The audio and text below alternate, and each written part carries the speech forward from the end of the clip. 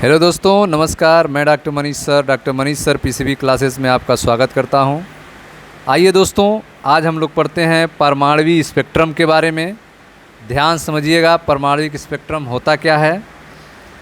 जैसे कि आपको चैप्टर के स्टार्टिंग में जब हमने आपको भूमिका पढ़ाया था, उसमें बताया था कि प्रत्येक तत्व अभिलाक्षणिक स्पेक्ट्रम विकिरण उत्सर्जित करता है। प्रत्येक तत्व का अपना अपना एक विकिरण होता है, एक स्पेक्ट्रम होता है। ठीक है, प्रत्येक तत्व अभिलाक्षणिक स्पेक्ट्रम विकिरण उत्सर्जित करता है। ठीक है, जब कोई परमाणु गैस अथवा वाष्प निम्न दाब पर प्रायः इसमें विद्युत धारा प्रवाहित करके उत्सर्जित की जाती है, तो उत्सर्जित विकिरण से स्पेक्ट्रम प्राप्त होता है। स्पेक्ट्रम कैसे प्राप्त होगा? जब कोई परमाणु गैस अथवा वाष्प निम्न दाब पर, ठीक है, प्रायः इसमें विद्युत धारा प्रवाहित करके उत्सर्जित की जाती है, तो उत्सर्जन विकिरण से स्पेक्ट्रम प्राप्त होता है, जिसमें कुछ विशिष्ट तरंग दैर्घ्य ही होती हैं। इस स्पेक्ट्रम में विशिष्ट तरंग दैर्घ्य ही होती हैं। ठीक है, स्पेक्ट्रम हमें कैसे मिलेगा?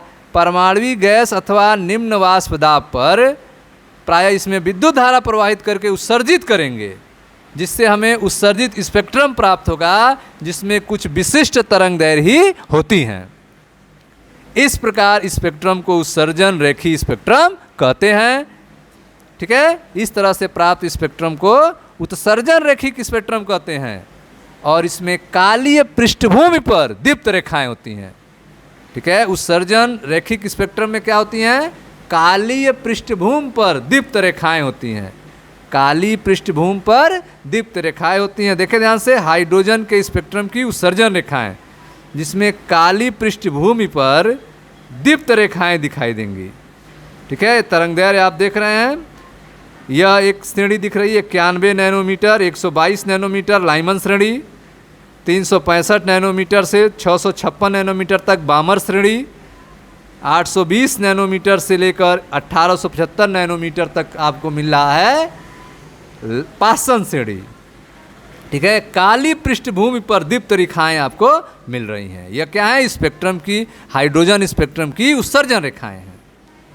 ठीक है, कैसे मिलती हैं यह मिलती हैं जब परमाणु गैस अथवा वाष्प को निम्न दाब पर विद्युत धारा प्रवाहित करके उत्सर्जित किया जाता है, तो इनसे उत्सर्जित विकिरण प्राप्त होते हैं, स्पेक्ट्रम प्राप्त होते हैं, जिसमें काली पृष्ठभूमि पर दीप्त रेखाएं दिखाई देती हैं।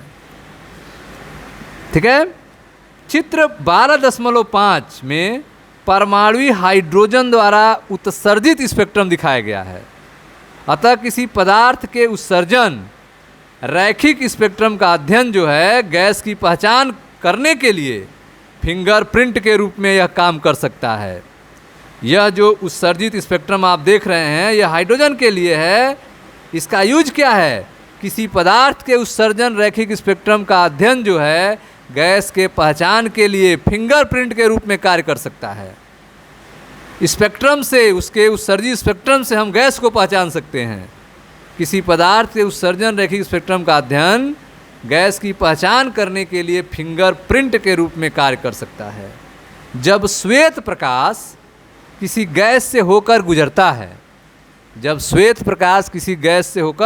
गुजरता है, तथा हम स्पेक्ट्रोमीटर द्वारा पारगत प्रकाश का विश्लेषण करते हैं, तो स्पेक्ट्रम में कुछ अदीप्त रेखाएं दिखाई देती हैं।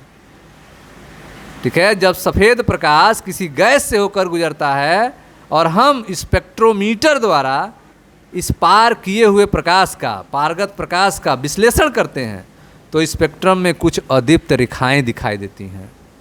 ये अदीप्त रेखाएं परिशुद्धतः रूप से उन तरंग दैर्घ्य के तदनुरूप हैं जो उस गैस के उत्सर्जन रेखिक स्पेक्ट्रम में पाई जाती हैं। ठीक है, उस गैस का जो उत्सर्जन रेखी स्पेक्ट्रम मिलता है, वह उसी तरह होती हैं जैसा कि हमें स्पेक्ट्रोमीटर से पारगमित प्रकाश मिलता है। ठीक है, तो जब सफ़ेद प्रकाश किसी गैस से होकर गुजरता है और हम स्पेक्ट्रोमीटर द्वारा पारगत प्रकाश का विश्लेषण करते हैं, तो जो हमें स्पेक्ट्रम में कुछ अदीप्त रेखाएं दिखाई देती हैं, वह रेखाएं हमें दीप्त रूप में, उसके गैस रूप में, उत्सर्जन रेखिक स्पेक्ट्रम के रूप में भी दिखाई देती हैं। जो नहीं दिखाई दे रही थी वो हमें दिखाई देती हैं। तो स्पेक्ट्रम की कुछ अदीप्त रेखाएं दिखाई देती हैं, अदीप्त। ये अदीप्त रेखाएं परिशुद्धता रूप से उन तरंग दैर्घ्य के तदनुरूपी होती हैं जो उस गैस के उत्सर्जन रेखी स्पेक्ट्रम में पाई जाती हैं।